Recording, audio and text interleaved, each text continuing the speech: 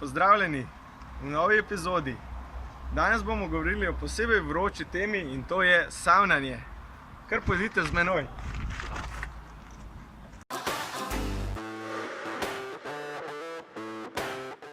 Sedaj se najbrž sprašujete, kako je glede varnosti peči in samega vzdrževanja savne.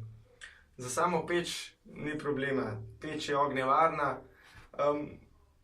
Lahko se upečete, kot na vsaki peči, ne more pa zdaj toliko dajati toplote, da bi se savna zažgala, vkolikor upoštevate vsa varnostna navodila.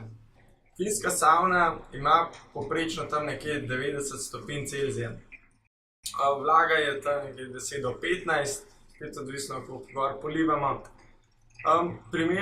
Primeren čas, ki ga preživimo noter, je tam nekje 5 do 20 minut, oziroma kakor se počutimo. Zdaj, nekateri so lahko dlje časa, nekateri manj. Ne pretiravamo, ker lahko pride do kakšnih resnejših težav. Ni pa primerno za kakšne bolnike s srčnimi, žilnimi težavami, astmatičnimi težavami. Tako da v teh primerih se je bolj posvetovati z zdravnikom.